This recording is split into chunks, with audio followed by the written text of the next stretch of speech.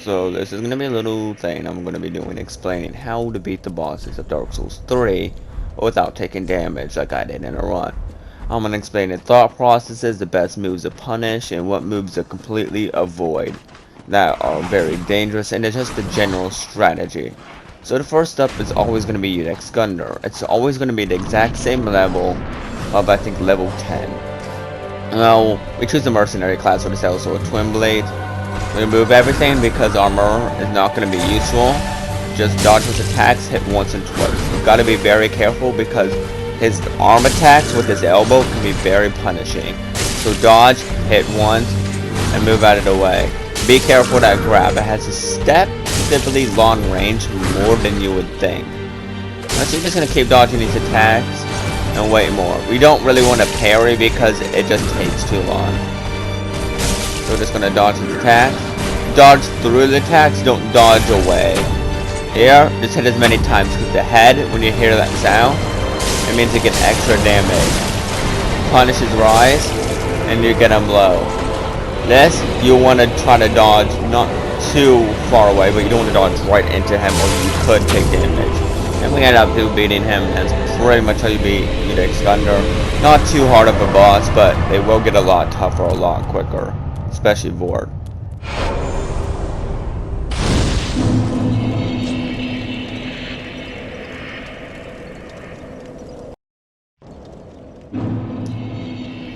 Alright, now we're on the board.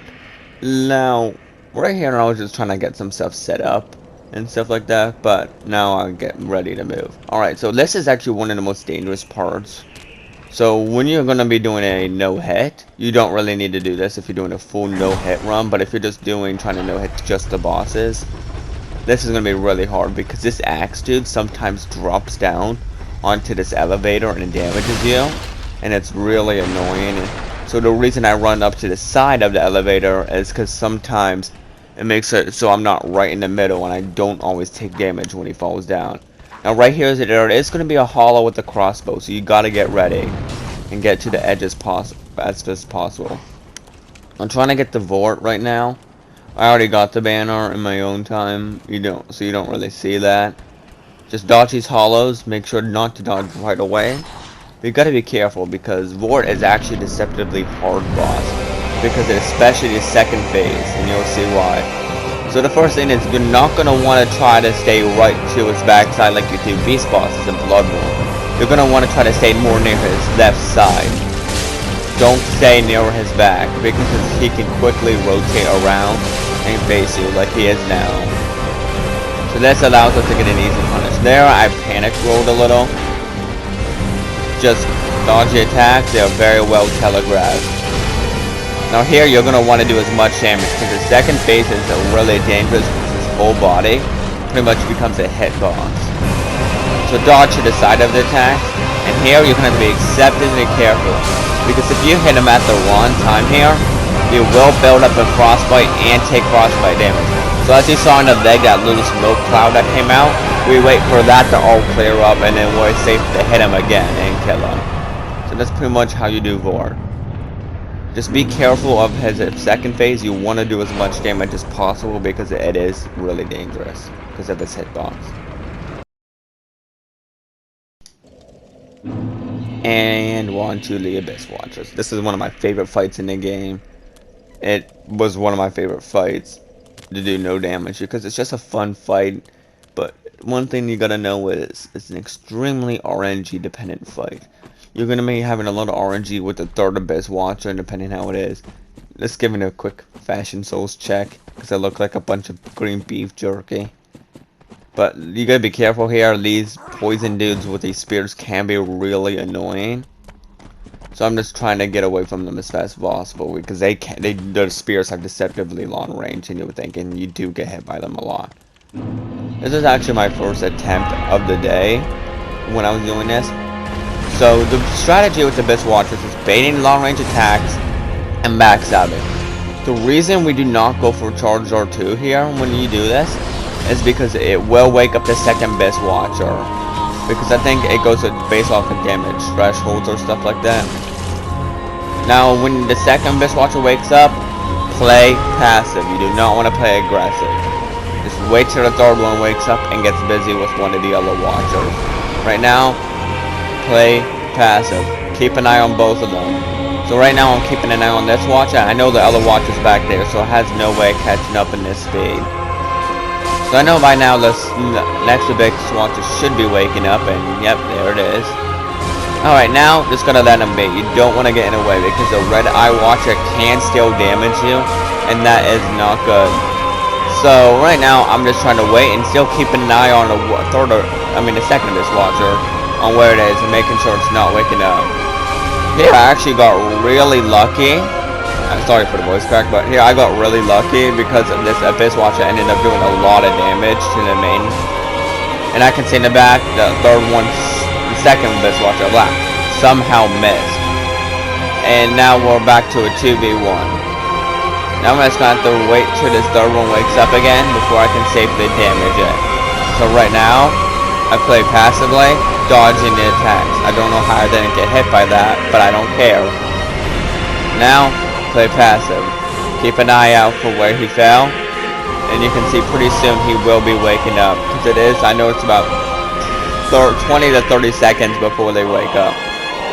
And now, he woke up. Now I'm just going to try to focus on this one.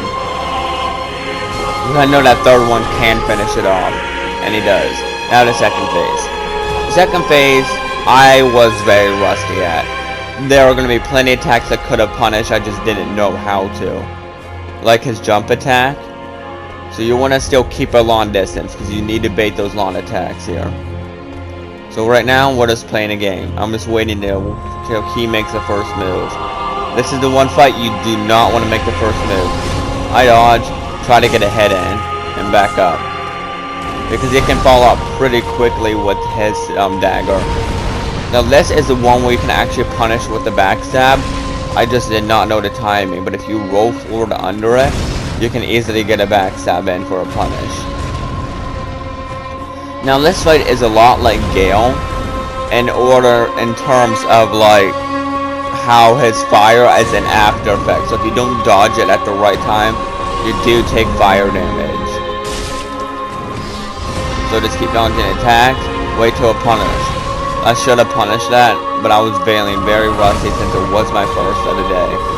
Backstab, then you do a charge R2, and then back up. Dodge, just move out of the way, keep an eye out. Because he can be very fast with that second dagger of his. Should have punished that there. But now I can easily punish that. Alright, let's go up, get a head in. You're not going to really be able to backstab because of that wall of fire trail that comes right after you attack. You can, I think, but I'm not really sure with 100% certain, so it can definitely be really risky. Charge R2. Now I say this is one hit away. This is my, second time fighting a Fire Abyss Watcher, the second phase. So I was definitely really nervous. Because I was really rusty at this fight. My first fight in this game against these people took so many tries.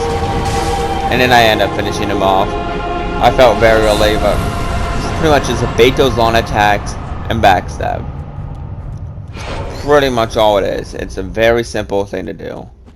And once you learn it, it's a very consistent thing.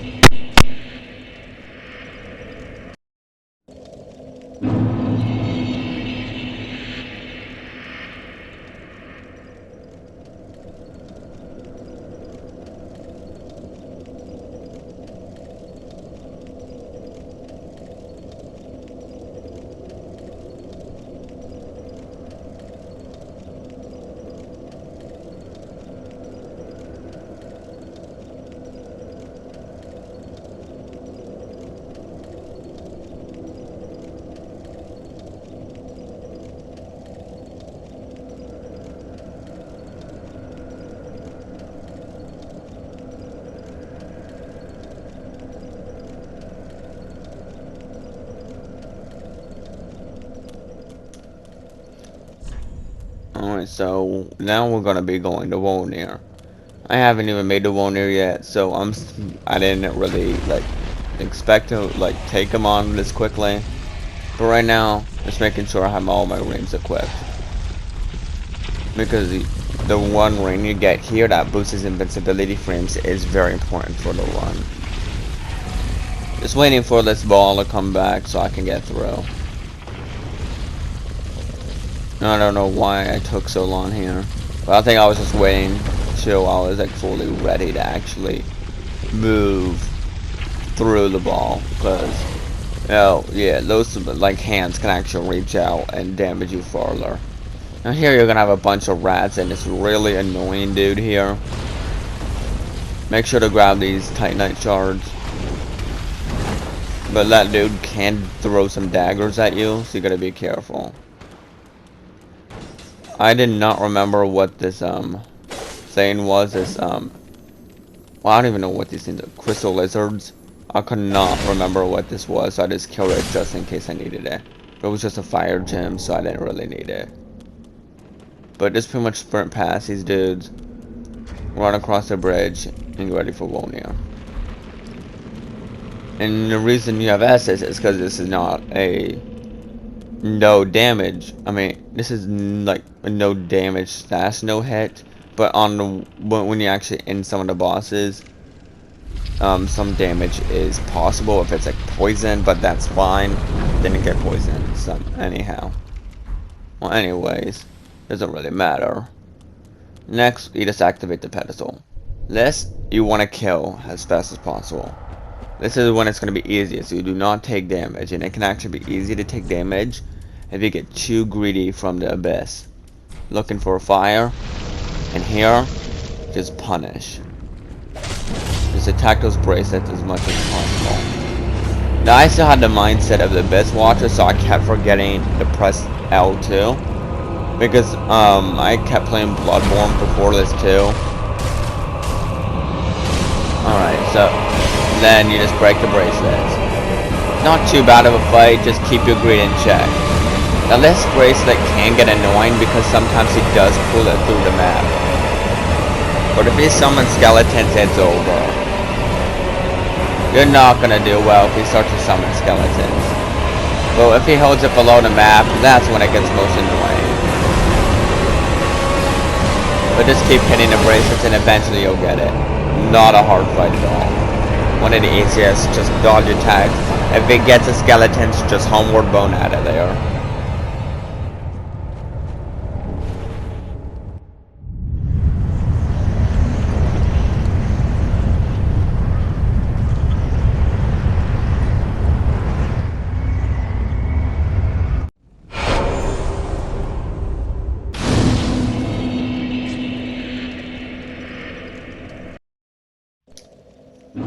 Congratulations, you just conquered Wolnir.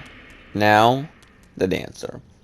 Now the Dancer is actually going to be a lot easier of a fight than you would think, since this is only your 5th boss. But, trust me, it's not as bad as you would think. Because you're going to want to get all those large Titanite shards from the Smoldering Lake after you beat Wolnir or before him. It doesn't really matter. I'll travel through here and get the Dancer. Dodge as soon as you exit the fog wall because a shield can damage you. Stick behind her leg opposite of her weapon. Just make sure to only hit once or twice because this fight will damage Panic Rolling. Now for her grab, you can actually just walk around it if you walk in a certain path, but I didn't really know that at the time of fighting this. I just hit once because I noticed she has not made a move. So it's okay to initiate the fight here. You just gotta be extremely careful. Now when she swings, she's always gonna swing 7 times. So 1, 2, 3, 4, 5, 6, and on the 7th spin there, she's gonna do a full Y. So you're gonna dodge that. And originally you can actually stick right next to her, and you don't need a spin except for the 7th spin. But I just keep it away from her to keep safe. But this is a pretty easy fight. She staggers, hit her twice. You want to finish that second phase as fast as possible because she becomes very, very aggressive and very dangerous.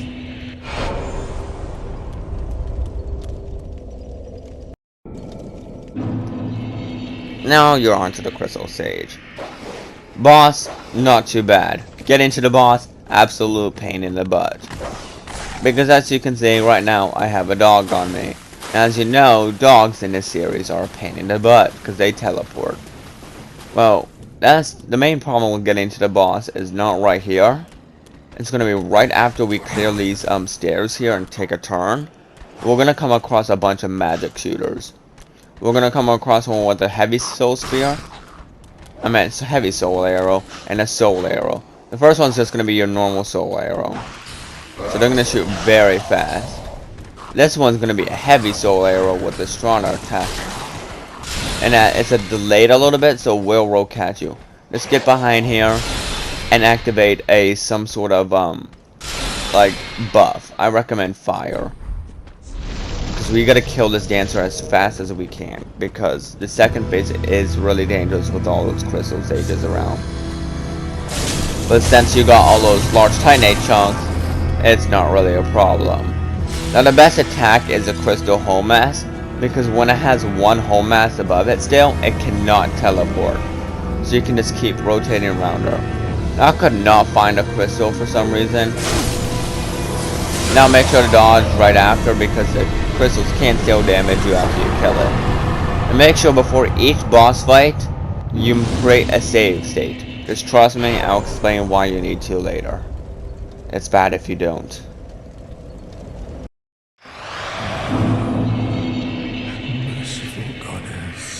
Mother of the forlorn, who have no place to call their own. Now you're on to the Deacons of the Deep. This fight, if you don't know what to do, it's one of the hardest fights in the game. So there's a very, very, very specific strategy you gotta do about running into walls and dodging certain ways. I just kill this dude so he doesn't chase me. Keep an eye out, make sure there's nothing else. Here, normally it's going to be a giant, but I killed it because, well, I was tired with dealing with it. Now at this time, I completely forgot about the dagger. So in actual runs, I recommend getting a dagger because you can easily use a quick step ability of the dagger to traverse through that. But that's only if you're doing a speedrun type run. But I'm not really worried about time. But if I was, yes, I would have used the dagger. Just run past that dude. He won't really aggro onto you unless you get too close to him. Now for the Deacons, you're going to have to be careful because they can shoot tons of fireballs and curse spells and all that. So you wake up, you wait for them to all kind of gather up. Stay on the outside of the pillars for a little to dodge some of the fireballs. What we're trying to do is make them fall all the way to the back.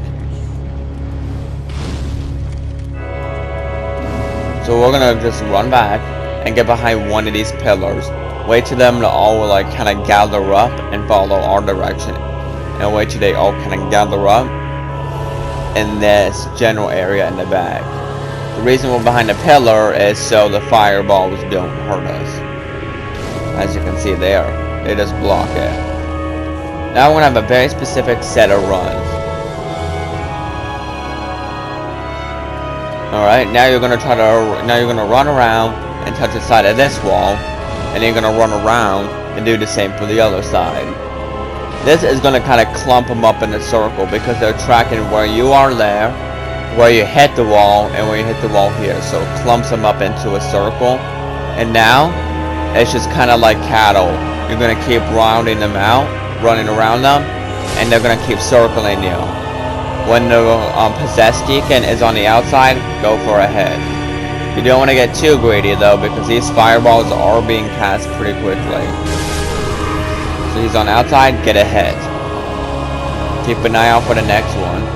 And just to say, sometimes if you kill the deacons, 8 more will be summoned, and one of the newly summoned ones can be the one of the possessed. So I notice right now it's none of them. So I'm just keeping them in circles because you want to keep them in clump as much as possible. You do not want to break apart too much. Keeping them in a clump is important. Now, if you feel like they're going to hit you, dodge into them and they can get staggered.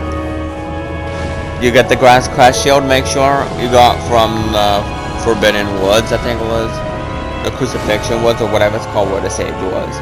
Make sure you get the grass crash shield. You can see, even if you're not wielding it, it does give a stamina boost to stamina recovery, which is very nice to have. So just keep rotating around, and once you kill 5 of these, the main Deacon is going to spawn. So just keep rotating around. So it's mainly just this over and over again. Not really too hard to deal with. Just keep careful of the ones who try to do that jump to you though. You're still gonna keep alert. But it's mainly just this. I'll see you when the main one spawns.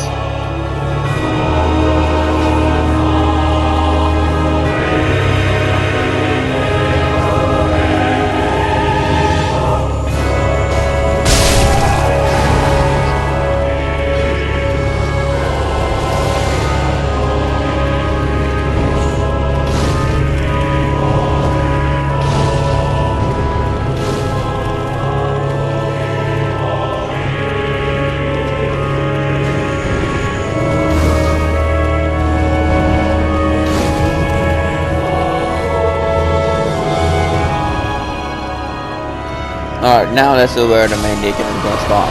The reason I ran here and instead of sticking with the group is because the main Deacon is always going to spawn in the front here. Throw an alluring skull, capture the main ones, backstab the main ones, and just keep unleashing attacks on the main Deacon. Make sure you don't backstab one of the blue ones. Those things can survive your backstab and it is a pain. So just as long as you come into it with a concrete strategy, the Deacon's really not too bad. Now you're on to Pontiff. Congratulations. You did it. You made it this far. Now, get ready for one of the most really complicated fights in the game if you don't know the strategy to do it. You're going to want a shield for this, because you're going to want to parry. The opening attack, I did not really know how to parry too well, so learn it. Before you do this run, learn the opening parrying timing, because if you can do that, this boss is even made even more of a joke than I make it look like. Okay, so just be careful. These Pontiff Knights can be dangerous. Just enter and pretty much dodge as soon as you get through, because sometimes their spears can hit you through the fog wall. Now here, just parry. This time I actually did end up getting that front parry, the opening, because it's 99% of the time I'm going to start with that move. The buff attack, get back, recharge the stamina, get a hit, but wait till it's about to spawn its clone, and then go for punish. Not too bad. It's literally the joke boss. Honestly, if you get down that first parry, this boss is easier than Vordt. So not a hard boss at all. Just learn how to parry and you'll be fine. Next, the boss that caused me the most pain ever.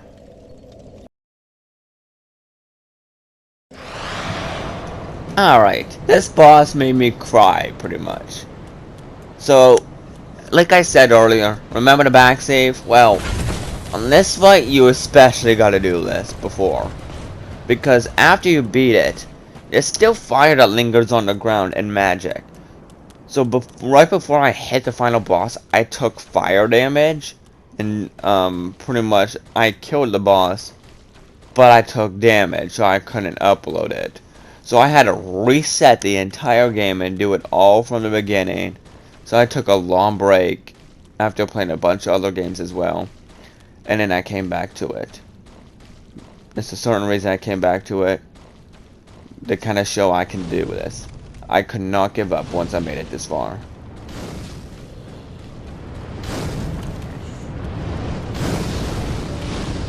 So just dodge past these Deacons here, and now you're on Aldrich. Aldrich is a small strategy you want to do. You do not want Aldrich to go into a second phase. So what you're going to want to do is you're going to want to do less than 1600 damage before he teleports. This way, when he teleports, he's going to stay in his first phase. Buff with the weapon of choice, one that's he's weak to, and now you're going to want to do as much damage as possible. When he teleports, he's going to teleport to the most opposite side of you. So just do as much damage as you possibly can before he can go into the third phase. If I would have had the one attack, I could have killed him there. So be careful here because the fire can kill you. But luckily, I end up coming out. This fight, I was so excited to beat because it was such a pain in the butt to do.